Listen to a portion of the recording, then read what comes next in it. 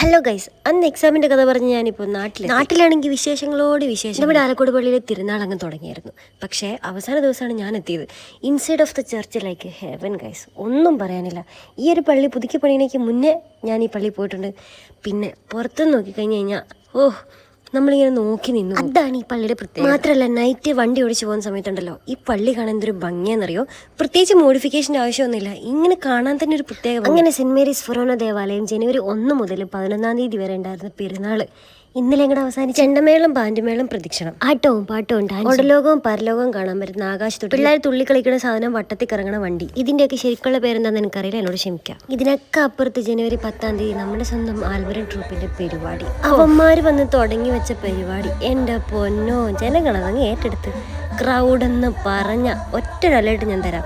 ശ്വാസം മുട്ടല്, ചുമ, തലവേദന, തുമ്മല്, അലർജി ഇങ്ങനെയുള്ള ആൾക്കാർ ദയവ് ചെയ്ത് മാസ്കും മരുന്നെടുത്തിട്ട് ഈ പരിപാടിയൊക്കെ പോകാൻ പറ്റുള്ളൂ.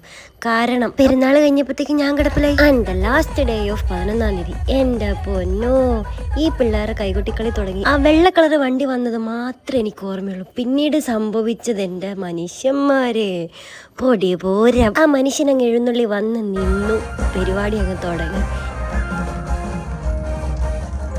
പിന്നീട് അവിടെ സംഭവിച്ചെന്നാന്ന് എനിക്കൊന്നും മനസ്സിലായില്ല. കാരണം തീ പാറുന്നു, പടക്കം പൊട്ടുന്നു, ലൈറ്റ് വരുന്നു, വെട്ടം വരുന്നു, ഓറഞ്ച്, മഞ്ഞ, ചുവപ്പ്, purple colour.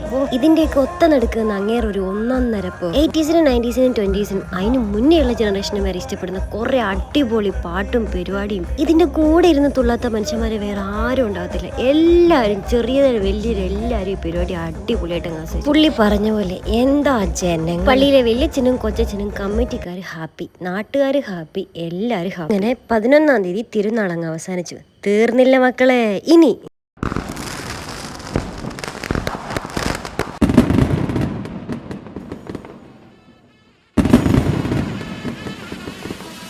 Alakode Arangam Shri Mahadeva saint Mary's ഫൊറോന ചർച്ചിൽ ജനുവരി 11 തീയതി അവസാനിച്ച പള്ളിപ്പെരുന്നാളിന് ശേഷം ജനുവരി 23 തീയതി മുതൽ 30 തീയതി വരെ ഇതെൻ്റെ പൊന്നോ അരങ്ങത്ത് ഉത്സവം അങ്ങ് തുടങ്ങി മക്കളെ.